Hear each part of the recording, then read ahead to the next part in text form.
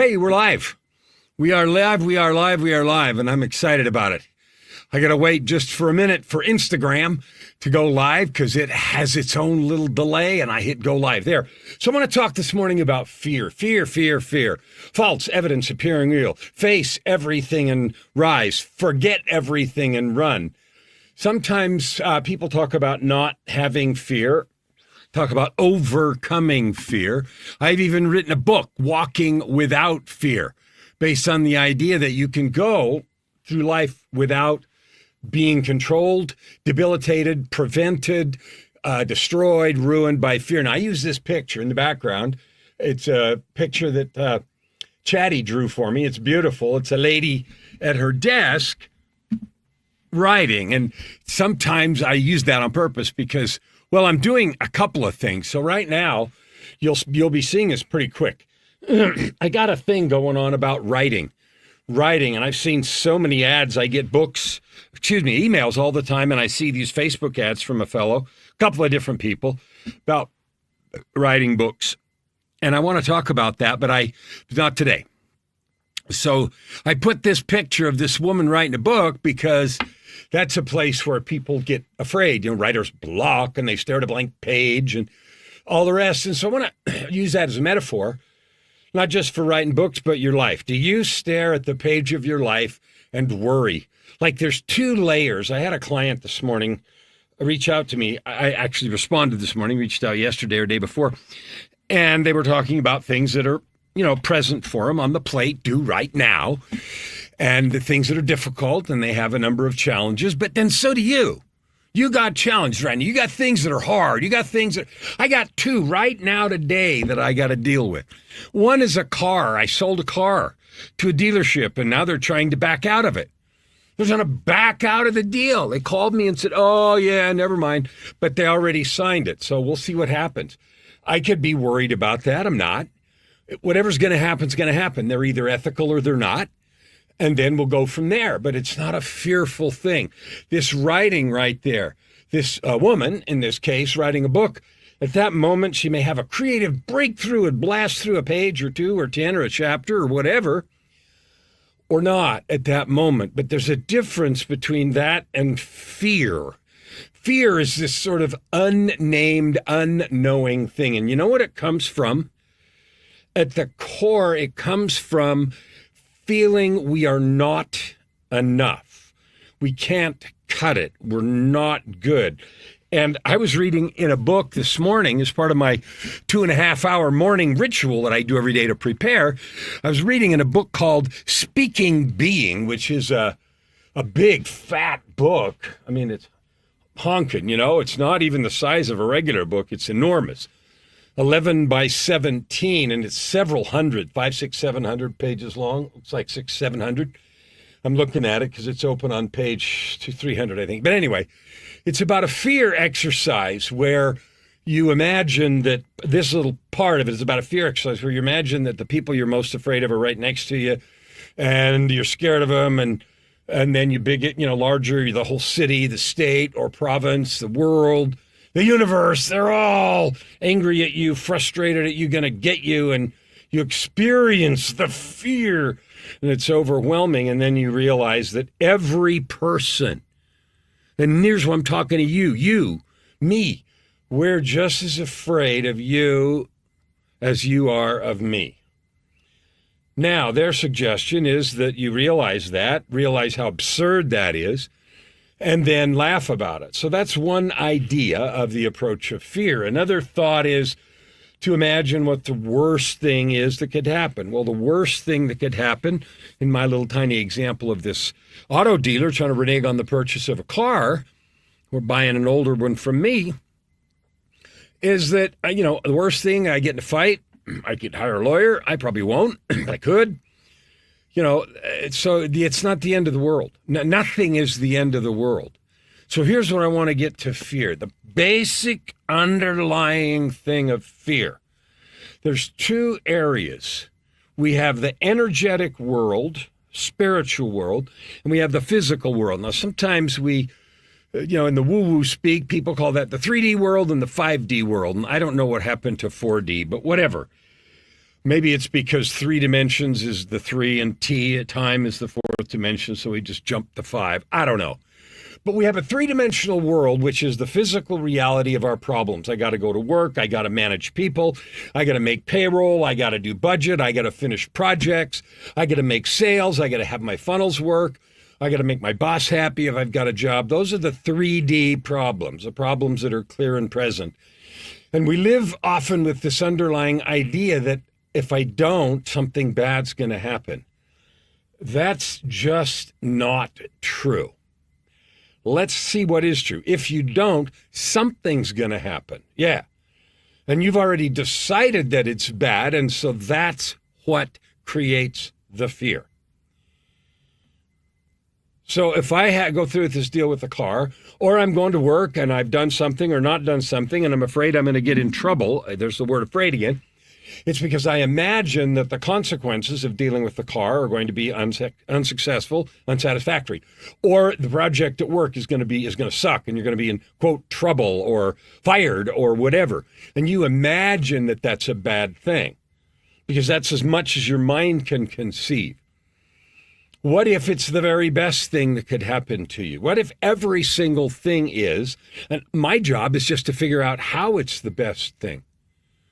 Like, really, what if that's not just woo-woo speak? What if it really is an opportunity instead of a catastrophe? I want you to dive in with me there for a minute. What if every single thing is an opportunity, not a catastrophe? Okay? It's cold here this morning. The last several days, week or so, have been really cold. It's minus 25 or 6 or 7. Yesterday in Celsius, so that's about minus 10 or something Fahrenheit, and so we have to have the engine block heaters plugged in and the heater's running full on, and it's cold. Okay, is that good or is it bad? It just is.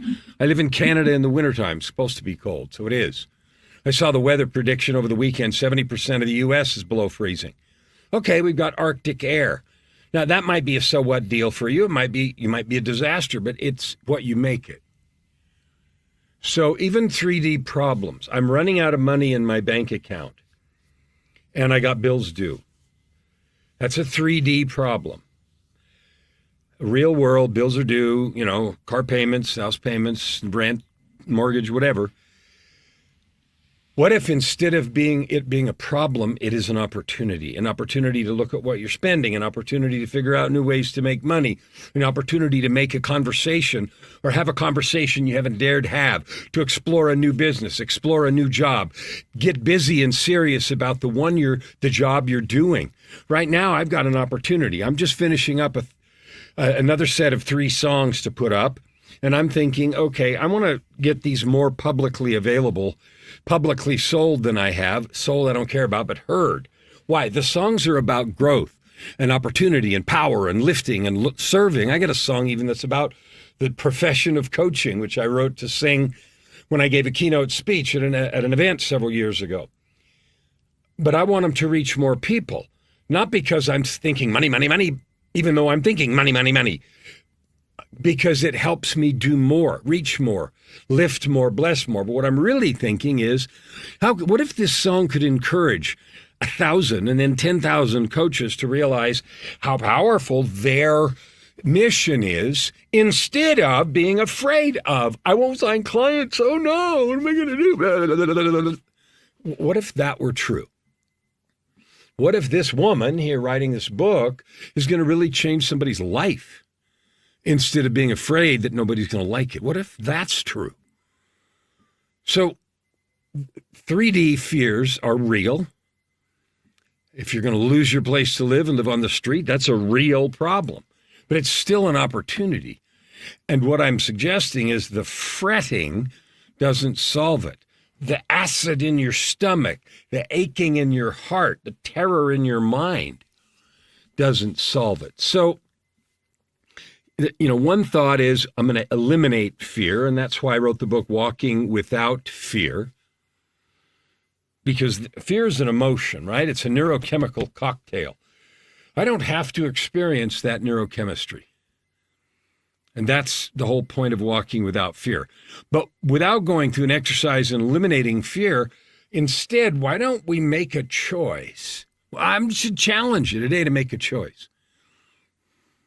Look at every situation as an opportunity. Now, I got a friend of mine, Christopher Doris, who I love dearly, and he sends me an email every day, just part of his email list, right?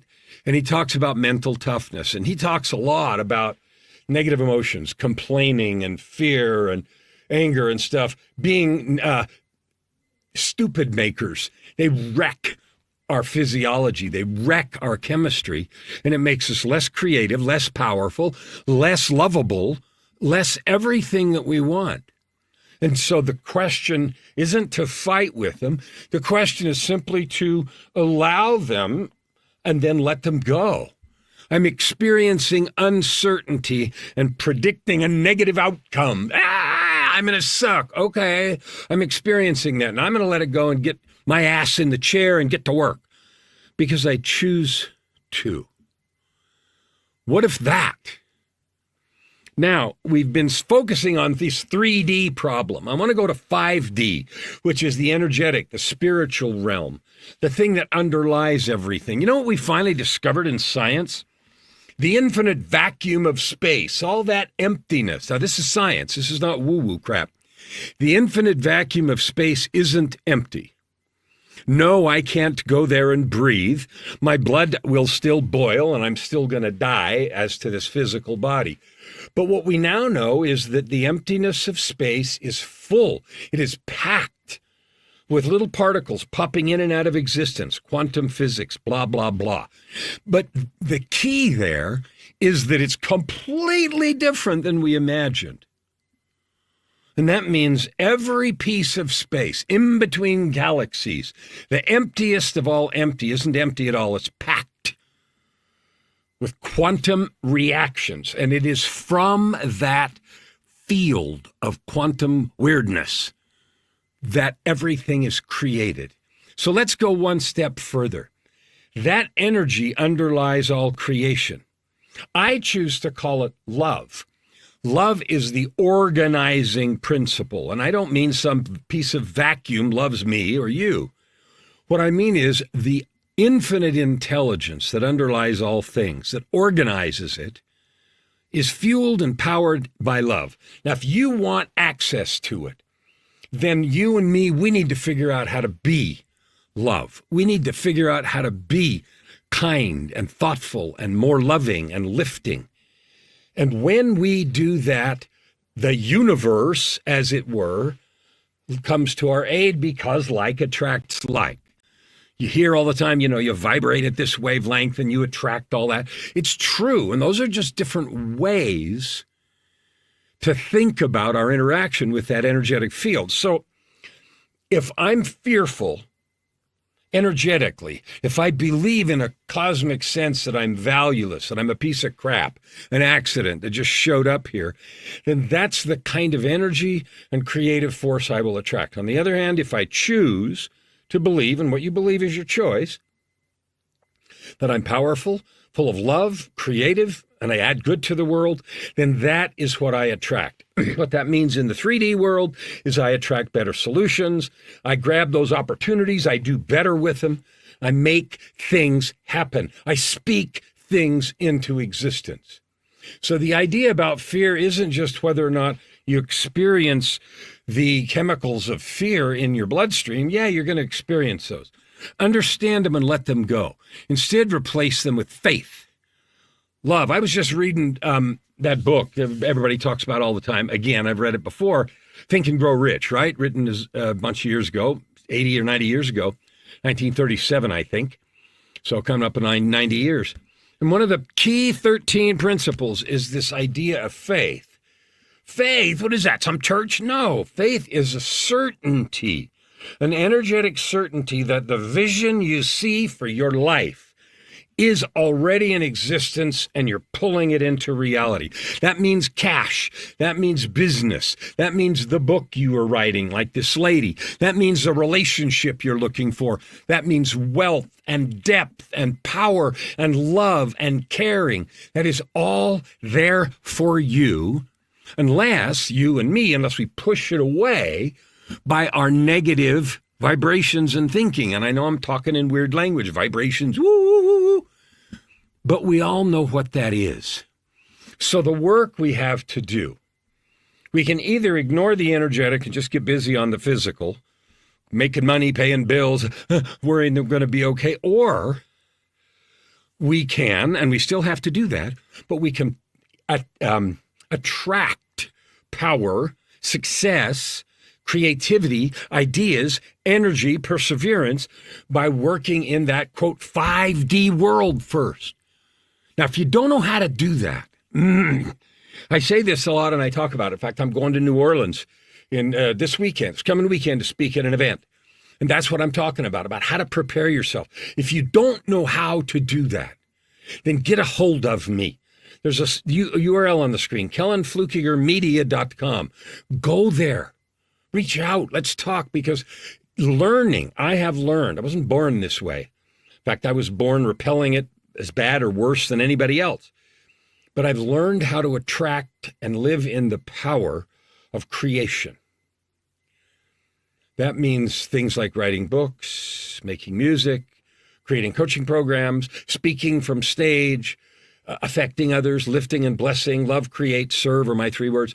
That has become not only easy to do, but powerful, because I've learned how to access that energy. You can too. It's like going to the gym. If you go to the gym and work out well, you do better than if you go do it all wrong.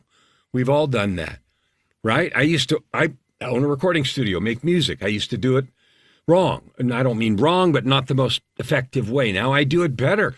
The music is better, the songs are faster, and it's more fun. Because why? Because I learned the right tools and approach. Same thing. Fear is the biggest barrier for that. You're free to dump it anytime you want.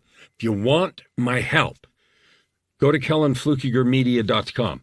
All my books are there. The podcast pages are there. There's a way to get a hold of me. My mission this year is to help 300 million people, you, access your own power and create the life of purpose, prosperity, and joy that you deserve, that you crave, and that is absolutely your birthright.